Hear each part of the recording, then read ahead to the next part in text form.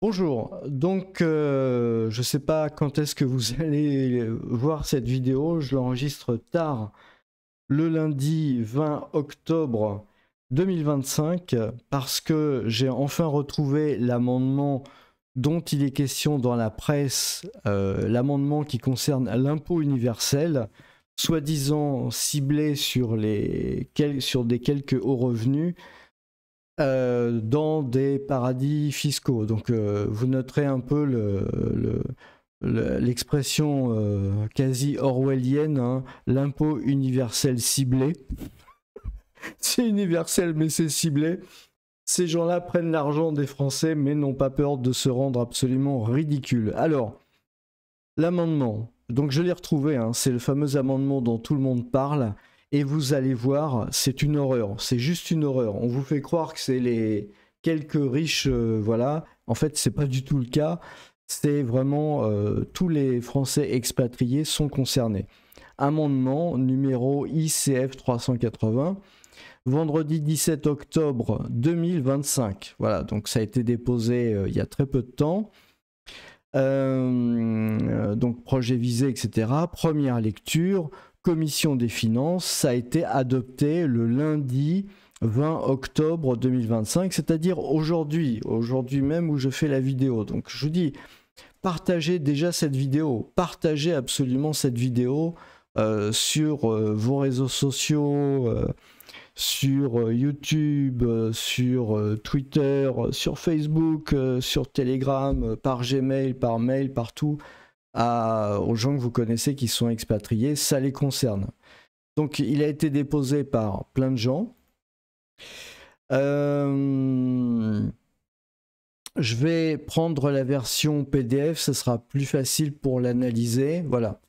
Alors, après l'article 2, insérer l'article suivant. Donc, c'est un amendement. Code 4 bis du Code général des impôts, etc. ainsi rédigé. Sous réserve des conventions fiscales signées par la France. Vous allez voir dans cette analyse, hein, que ça recouvre à peu près le texte qui avait été déjà fait l'année dernière en 2024, il y a un an, hein, et pour lequel j'avais fait toute une série de vidéos. Et j'avais raison de craindre que ça repasse, et visiblement ça repasse.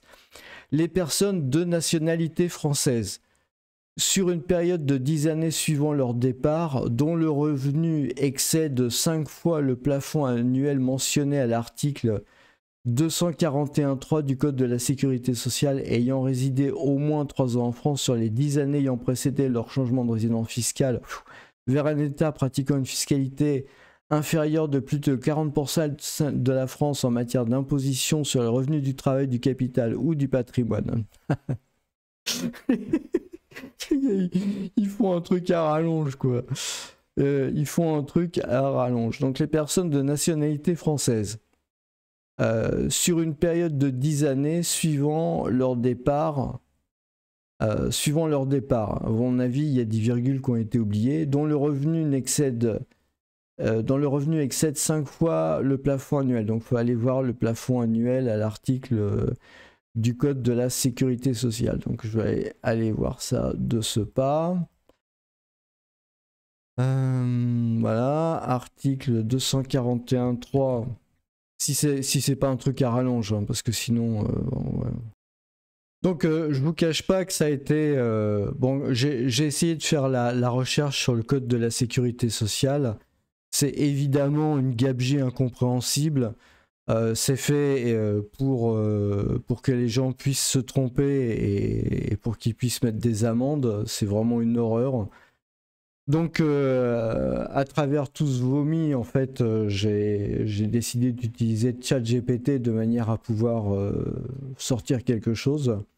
Donc, ça signifie que le revenu concerné, 5 fois supérieur au plafond de la sécurité sociale, passe sur le plafond annuel de la sécurité sociale et un montant de référence en France pour le calcul de cotisation. En 2025, le PAS est fixé à 46 368 €.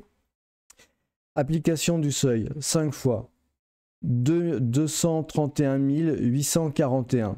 Donc, pour être très clair, je ne sais pas si vous vous rendez compte, hein, mais là, on n'est pas, on peut avoir l'impression, comme c'est répété par les médias, etc., qu'on est dans la taxe Zuckman, etc. Ah oui, aussi très important, disclaimer, je suis pas un spécialiste, je suis pas avocat, ni fiscaliste, ni etc. Donc si vous voulez, ce que je vous montre là, c'est à titre purement indicatif, vous devez faire votre opinion par vous-même, consulter des spécialistes, des avocats, des fiscalistes, ce que je ne suis pas. Hein, et donc voilà, c'est... en aucun cas, je prends la responsabilité de tout ce qui est là. Voilà, c'est juste pour information. Voilà. Alors, l'expression nanana, donc ça fait 231 841 euros. Bon, on va arrondir pour la discussion. Hein. On va dire 232 000 euros par an. Donc, dès l'instant où vous gagnez à l'étranger, hein, plus de 232 000 euros par an, vous tombez sous le coup de cette loi. Donc c'est pas pour les milliardaires, mais alors pas du tout, du tout. Les milliardaires sont juste pas concernés par ça. C'est plutôt des Français qui gagnent plutôt bien leur vie, mais je veux dire, si vous êtes dans des pays, parce que c'est toujours pareil, si vous êtes dans des pays à forte valeur ajoutée, je veux dire aux États-Unis, peut-être même éventuellement au Japon ou en Suisse par exemple, les salaires peuvent très vite atteindre ce genre de niveau, quoi. Je veux dire, c'est pas un truc délirant. Et puis aussi, c'est lié au coût de la vie locale. La bonne blague. Donc voilà une partie de la réalité. Donc, vers un État pratiquant une fiscalité inférieure de plus de 40% à celle de la France en matière d'imposition et des revenus du travail, du capital ou du patrimoine. Ou du patrimoine. Donc, imaginez un peu, vous êtes dans un État, si je lis correctement, hein, où il y a 0% d'impôt sur le patrimoine, bah vous tombez dedans. Hein, parce qu'une fiscalité plus de 40% de la France en matière d'imposition sur les revenus du travail et du patrimoine. Donc là, avec ce fameux « ou », eh ben, ça veut dire que bah, vous tombez dans le truc. Hein. Les personnes soumises aux obligations du présent bénéficient d'un crédit d'impôt qu'elles ont déjà acquitté dans la période. La disposition n'est applicable qu'aux sommes dues. Voilà. Le présent amendement du groupe LFI a pour objectif de développer en France le principe d'impôt universel ciblé. Comment ça se fait qu'on peut mentir dans un texte de loi? Impôt universel, c'est soit il est universel, soit il est ciblé, mais il n'est pas universel et ciblé. C'est juste un scandale de voir des trucs pareils, un mensonge, et c'est honteux. C'est honteux, quoi. Vraiment, c'est notamment sur les paradis fiscaux. Okay, un mécanisme de fiscalité limitée étendu. Un mécanisme de fiscalité limitée étendu. Mais ils ont vraiment un problème. Ils ont un problème. Faut leur donner des cours de français à l'Assemblée nationale. Ouvrez une classe. Ouvrez une classe. Une fiscalité limitée étendue. Tel qu'il en existe aux États-Unis. Il devrait préciser en Érythrée. L'Érythrée aussi pratique ce genre de pratique. Hein. L'Érythrée. J'ai une vidéo sur le sujet. Cette contribution que les revenus, que la seule fraction de revenus dépensés. Voilà, bah voilà. En fait, j'aurais dû lire plus bas, j'avais pas lu le texte, mais je fais ça à l'arrache le plus rapidement possible pour vous fournir l'information. Donc, vous voyez, on n'est pas sur les milliardaires. Hein. On n'est pas du tout sur les milliardaires. Hein. La mondialisation néolibérale aboutit à la destruction des États-providence par la capacité des contribuables plus forts à contourner l'impôt. Non mais les gens qui ont voté ce texte, ce sont des révolutionnaires en fait. Hein, c'est des révolutionnaires. Mais moi je vous le dis, au Parlement français, vous n'avez que des socialistes. Que des socialistes. Et ça, c'en est la preuve. Regardez ce qu'ils votent. Regardez ce qu'ils votent. Par un jeu de concurrence malsaine, etc. Nous sommes en situation, ok, bon, contrairement comme la Suède, la France, mécanisme, etc.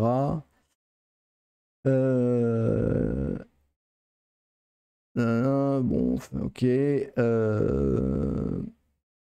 Cet amendement, voilà, cet amendement, exactement, c'est ce que j'avais vu, hein. Cet amendement ne fait que reprendre la proposition 3 du rapport de la mission d'information sur l'impôt universel rapporté par, en 2019, une telle disposition contre, comme prétend vouloir le faire le gouvernement. Il s'agit de justice sociale.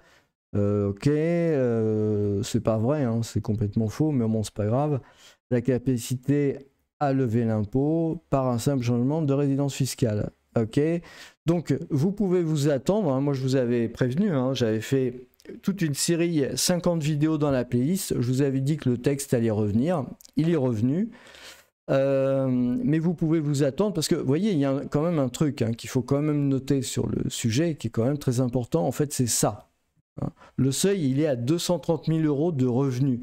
Ceux qui ont un travail même de salarié, pour peu qu'ils soient un peu manager, un peu scientifique ou un peu technicien, disons, de haut niveau dans des pays comme la Suisse, comme les États-Unis, la Silicon Valley, dans des endroits comme ça, tombent sur cette fourchette, quoi. Je veux dire, ils en sont pas nécessairement très éloignés, hein. Je veux dire, voilà.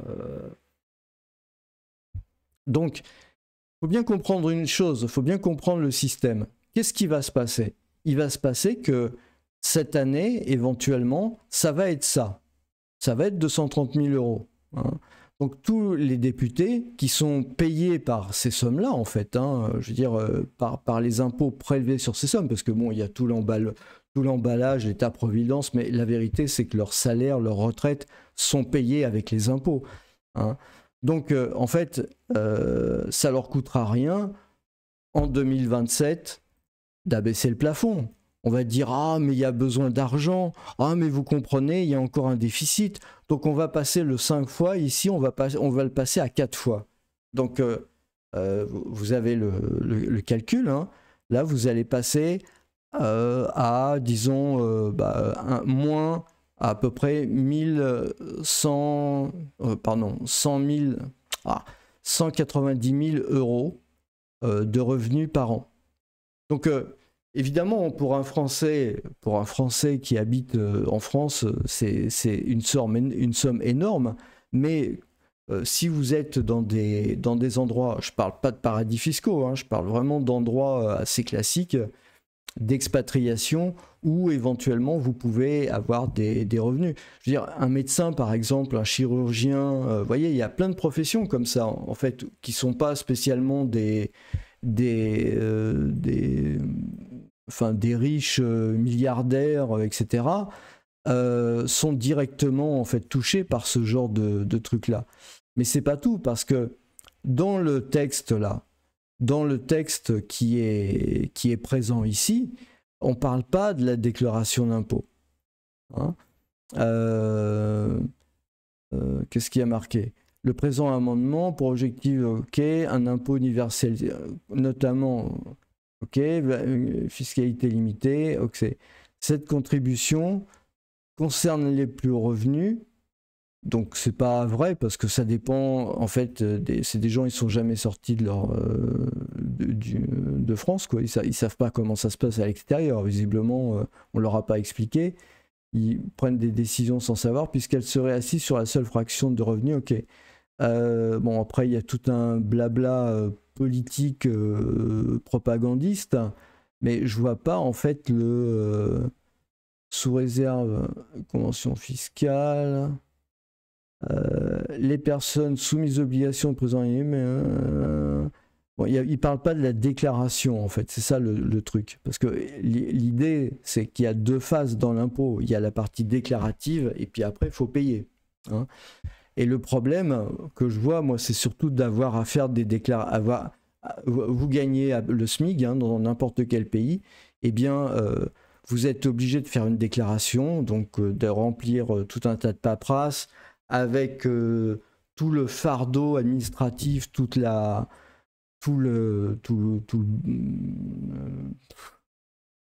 catastrophe que c'est d'habitude en France. Hein. Il y a tellement de gens qui ont des histoires infernales avec ce genre de truc-là. Donc, les personnes...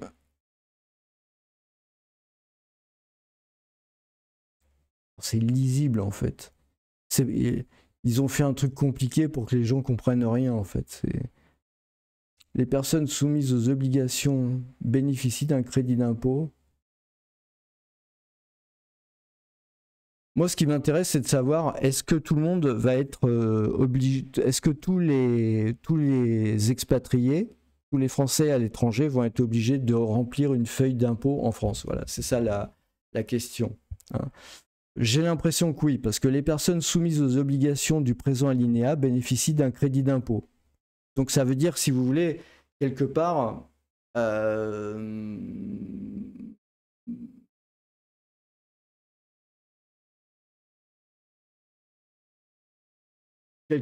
il va falloir remplir peut-être la déclaration d'impôt et s'apercevoir après qu'on n'est pas sous le coup du truc. Mais enfin, moi je tiens quand même à attirer l'attention un truc sur la somme. Hein. C'est pas des sommes en milliards ou en millions d'euros. Hein. C'est 230 000 euros. Hein. Voilà, il suffit que la somme soit divisée par 2, par exemple, c'est d'arriver à quelque chose comme 100 000 euros. Je suis sûr que ça touche quand même pas mal de gens, évidemment les chefs d'entreprise. Donc, en fait, ça touche beaucoup de monde, en fait. Hein. Beaucoup de monde. Hein. Et puis, des pays, parce qu'il faut bien voir, hein, fiscalité de la France en matière d'imposition sur les revenus de travail, du capital ou du patrimoine. Donc s'il y a les revenus du travail, c'est taxé à 50%, ça passe pas. Du capital, ça passe pas. Par contre, si du patrimoine, si c'est 0% par exemple, à ce moment-là, dans n'importe quel pays ça passe, mais je dis c'est un exemple, hein, parce que ça peut être valable pour ça par exemple, hein. Ça peut être sur le capital ou ça peut être un pays où les revenus du travail sont très peu taxés en fait, et à ce moment-là vous tombez sous le coup du truc quoi. Et c'est pas, contrairement à ce qui est annoncé, ça n'a rien à voir avec les paradis fiscaux. Parce que si c'était vraiment les paradis fiscaux, il y aurait, selon la liste des paradis fiscaux, parce qu'ils ont une liste des paradis fiscaux, il y a la liste noire ou la liste grise ou je sais pas quoi, ils auraient mis selon la liste grise ou la liste noire des paradis fiscaux. Là, c'est pas du tout ce qu'ils disent. Ils parlent de niveau de fiscalité. Hein. Et il y a ça. Donc, je veux dire...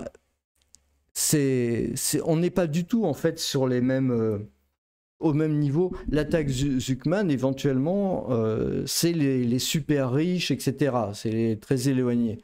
Là, vous obligez pratiquement tous les Français de l'étranger à faire une déclaration de revenus, quoi, si j'ai bien compris. Hein.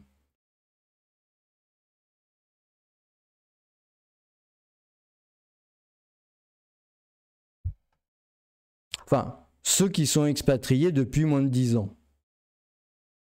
Mais bon, faut leur faire confiance. Hein. Quand ils vont avoir besoin d'argent pour acheter un fauteuil à 35 000 euros, à ce moment-là, ça leur coûtera rien de faire passer ça à 20 années, de changer un peu ces chiffres ici, un peu là, et puis voilà, dire voilà, c'est bon, on a pris un peu plus d'argent, ok, on peut se payer les fauteuils à 35 000 euros, il n'y a pas de problème. Non, faut quand même pas exagérer, quoi. Je veux dire, il y a vraiment quelque chose qui tourne par an en France. Je pense qu'il faut vraiment déjà commencer que les gens qui ont dépensé l'argent de manière indue rendent cet argent. Ça me paraît quand même déjà être l'absolu minimum. Donc le problème, c'est que, et je dirais, c'est pas spécifique à un parti, hein, c'est pas spécifique à un parti. Le problème, c'est que les parlementaires sont payés par l'État. C'est une anomalie, c'est pas normal. Les parlementaires, ils doivent représenter leurs électeurs, les gens qui votent pour eux, hein. Et c'est pas c'est pas à l'État de payer ces gens-là. Il faut que ce soit les gens qui votent pour eux. En tout cas, moi, sur des trucs pareils, c'est sûr que c'est pas un encouragement à les voter, hein. C'est clair que je pense que le problème, c'est qu'il n'y a pas grand-chose à faire. C'est un peu ce qui est assez désolant en fait dans l'histoire. Ce qui est un peu désolant dans cette histoire, c'est que malheureusement, il n'y a pas grand-chose à faire. C'est-à-dire, vous votez pour les uns, si c'est les autres qui gagnent, c'est le winner take all, hein. C'est ça le principe malheureusement, hein. C'est winner take all. Donc je veux dire, à partir du moment où vous déposez le bulletin dans l'urne, c'est terminé. Que votre bulletin il gagne ou il perde, celui qui gagne gagne tout. Donc, et vos idées ne sont pas représentées à l'Assemblée nationale. Je veux dire, ils représentent que une partie des Français, mais sûrement pas la totalité. En tout cas, moi, je trouve absolument pas normal ce genre de choses. Je suis contre me faire poursuivre par la bureaucratie comme une pieuvre poursuivre sur toute la planète par ces gens-là, quoi. Je veux dire, l'URSS c'était bien en Russie. Non merci, quoi. Je veux dire.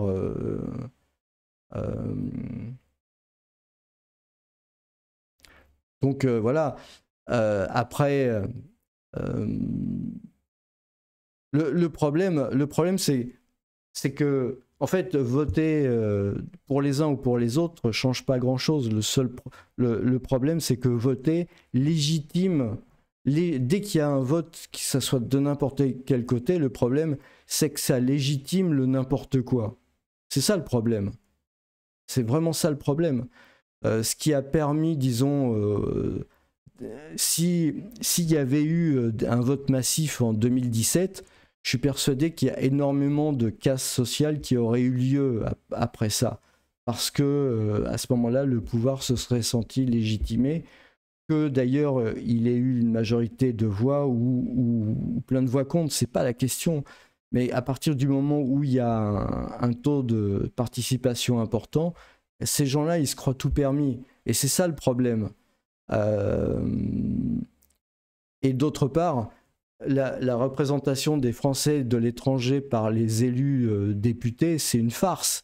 Et ces gens-là représentent, ils sont combien? Ils sont 10. Ils sont en plus affiliés à des partis qui sont pas du tout, qui les écoutent pas. Enfin, je veux dire, j'imagine qu'il doit y avoir des élus LFI et des élus RN français de l'étranger, probablement, je sais pas, j'imagine. En tout cas, c'est des gens qui vont se présenter aux électeurs. Bon, c'est évident que ils n'ont pas été parlés avec leurs partis respectifs et qu'ils n'ont pas été leur exposer un peu la vie des expatriés, quoi. Je veux dire, c'est vraiment trop évident.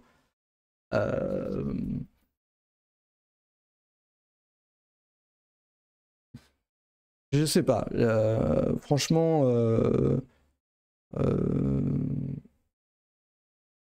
la France, malheureusement, c'est vraiment un pays qui est vraiment en train de tomber dans le gouffre, quoi. C'est triste, c'est comme ça. Il y a quelques personnes qui essayent de sauvegarder leur pouvoir d'achat au détriment des autres. C'est pas normal. Je veux dire, moi je comprends pas que les parlementaires ce soient pas des gens de la société civile qui a un travail par ailleurs et qui représentent les gens. C'est pas normal que politique ça soit un métier. Je suis désolé, c'est absolument pas normal. Ça laisse la porte ouverte vraiment à absolument n'importe quoi. Je trouve ça absolument révoltant. Voilà, je pense que on peut dire ça comme ça. Donc bah voilà, vous êtes au courant. Et puis vous pouvez communiquer cette vidéo sur vos réseaux sociaux. Parlez-en. Moi c'est une petite chaîne YouTube, vous voyez bien, il n'y a personne. Donc, essayer de communiquer avec des gros youtubeurs qui sont aussi expatriés, qui sont aussi proches de ce genre de problème, qui comprennent ce genre de problématique. Moi, personnellement, enfin, je veux dire, il n'y a rien de fantastique, mais c'est clair que je tombe pas sous le coup du truc du tout, quoi. Je veux dire, j'ai pas les revenus en question, j'ai pas... Il y a longtemps que je suis parti de France et tout, mais bon, je je sens bien que tous les coups sont permis. Cette classe politique qui a mené depuis 50 ans la France à tomber dans le gouffre se croit vraiment tout permis et a envie voilà, d'être comme ça. Visiblement, il y a des gens qui comprennent rien à l'économie, rien à la finance, qui pensent qu'à une chose. Ce qui est assez désolant dans toute cette histoire, hein, c'est que la seule variable qu'ils ont à la bouche, c'est moins d'impôts, plus d'impôts sur cette niche, sur pas cette niche, machin. À aucun moment, c'est ça qui est révoltant aussi, à aucun moment, il y a quelqu'un qui pense à faire des mesures constructives pour l'économie, de manière à renflouer les caisses de l'État. C'est juste purement ahurissant. Ahurissant. Ahurissant. Ces gens-là, ils n'ont Dieu que pour le portefeuille des gens auxquels ils prennent de l'argent. Enfin, c'est absolument monstrueux. On est vraiment dans un système dans un système communiste, quoi. Je veux dire, la France, c'est vraiment un pays socialiste à ce point-là. Adouci pour les gens et pas l'impression que, mais vraiment, c'est vraiment catastrophique, quoi.